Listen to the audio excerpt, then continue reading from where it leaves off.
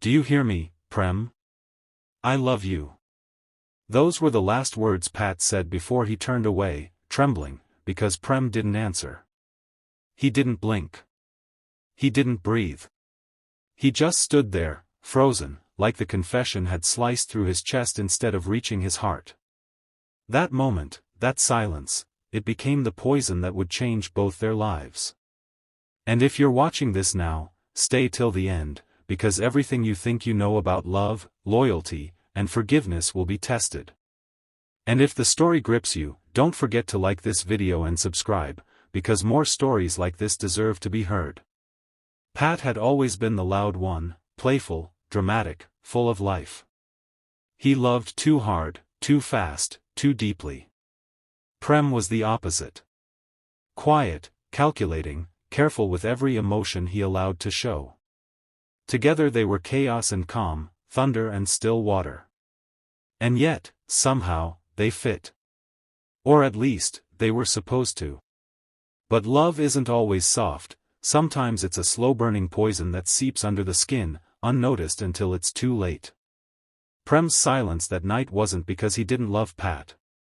He did, too much. But loving Pat meant breaking his promise to his family, who had already chosen a future for him. A career in medicine. A fiancé. A life that did not include Pat in any form. And Prem was terrified. Terrified of losing everything. Terrified of choosing wrong. Terrified of choosing right. So he said nothing, letting the person he loved most walk away thinking he wasn't loved back. After that night, Pat disappeared. He stopped answering calls, stopped showing up at rehearsals, stopped laughing. Everyone noticed. Even Prem's mother asked if something had happened between them, but Prem denied everything. Pat was hurting, but he didn't want Prem to see it. He kept himself busy, painting late nights, dancing until he was sore, pretending to be fine. But every time his phone lit up, he wished for Prem's name. Every morning he wished he hadn't confessed. Every night he replayed Prem's silence like a wound he couldn't stop touching. Prem, meanwhile, suffered quietly. He watched Pat from afar, at the hospital charity event, at their university courtyard, at the dance studio, but he didn't approach him. He couldn't. His fear chained him in place. But every time Pat avoided his gaze, Prem felt the chain tighten around his throat. The turning point came in EP 10 of their messy, poisonous love story, when fate forced them into the same room again. The storm that night was violent, and all events were cancelled. Only two people remained stuck inside the old campus theater, Pat and Prem. Broken lights flickered above them. Rain hammered the roof like a warning. And for the first time since the confession, they were trapped with no escape. Pat tried to walk past him, pretending he didn't care. But Prem reached out, hesitant, trembling, desperate, and grabbed his wrist. "Pat," he whispered, "I heard you." Pat froze. "Too late," he said, pulling away. "You had your chance." "I was scared," Prem admitted, voice cracking. "Not of loving you, but of losing everything else." "And what about me?" Pat asked. "You didn't think you could lose me too?" His words shattered something inside Prem. He stepped closer, close enough for Pat to hear the tremor in his breath. "I've been losing you every day since that night. Every second you wouldn't look at me. Every moment you acted like I meant nothing. That was my punishment.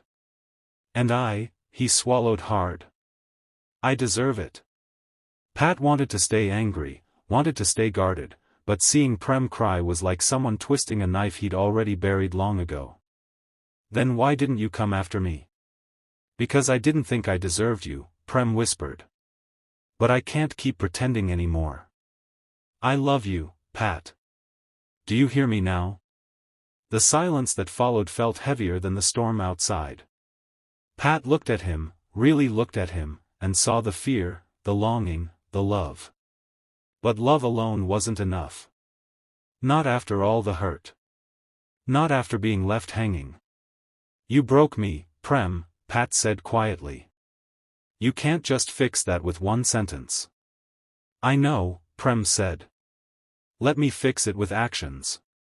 And slowly, hesitantly, Pat allowed him back in, inch by inch. They talked for hours, sitting on the theater floor as the storm raged above them.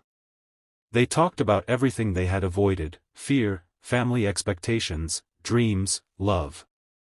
And for the first time, Prem promised something real, not a perfect future, not a fairy tale, but honesty.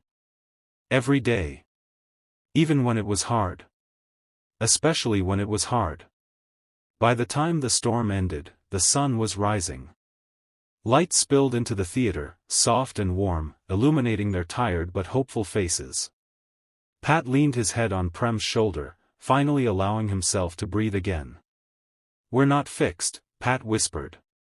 No, Prem agreed. But we're trying. And that's enough for today. Tomorrow too, Prem said softly. And the day after that. They didn't kiss right away. They didn't rush. This time, they let their love grow slowly, safely, honestly. A love that wasn't poisonous anymore, but healing. A love built on truth. And as they walked out of the theater together, hand in hand, Pat whispered, I hear you now. Prem smiled. And I'll keep saying it, until you never have to doubt it again. This story reminds us that love isn't just about passion, it's about courage. About choosing each other again and again, even when you're scared. If this touched your heart, make sure to like the video and subscribe, because more stories like this deserve to be felt, heard, and shared.